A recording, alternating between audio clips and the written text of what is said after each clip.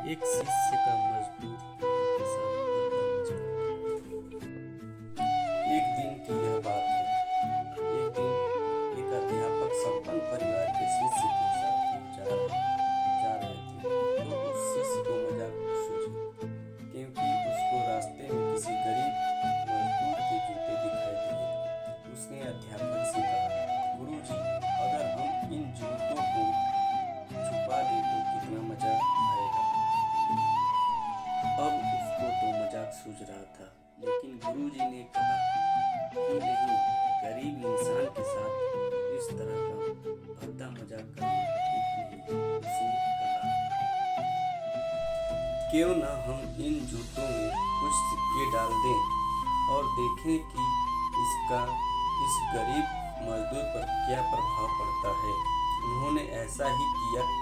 जैसे ही मजदूर अपना काम करके लौटा और उसने एक पाँव अपने जूते में डाला,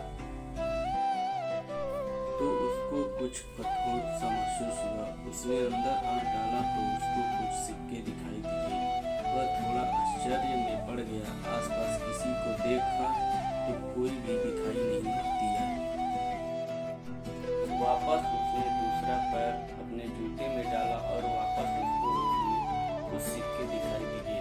और दोनों जूतों के सिक्कों को उसने अपने हाथों में रखा और प्रभु की तरफ इशारा किया, हे प्रभु, पता नहीं किस भले मनुष्य ने यह सिक्के मेरे जूतों में छुपाया है, लेकिन जिसने भी छुपाया है उसको मेरी दुआ है, ताकि इन पैसों से मैं अपने बच्चों और पत्नी के लिए कुछ खाना और दवाइयाँ ला सकूँगा।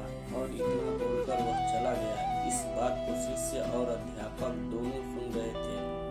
अब अध्यापक ने शिष्य से पूछा कि अब तुम मुझे बताओ कि तुम्हें कैसा महसूस हुआ, तुम्हारी पहले वाली मजाक या मेरा यह तरीका। तो उसने कहा कि गुरुजी, मैं आपसे क्षमा चाहता हूँ। अब मुझे समझ आ गया है कि सच्ची खुशी किस चीज़ में है।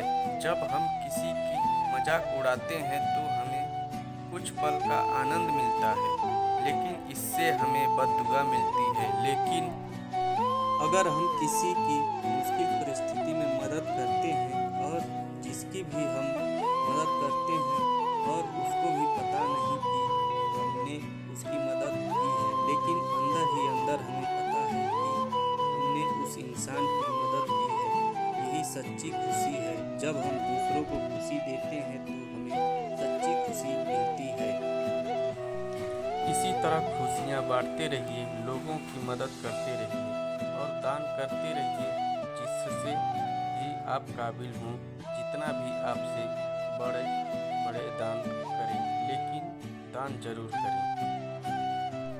अगर हमारा कहानी पसंद आए तो आप लोगों से निवेदन है कि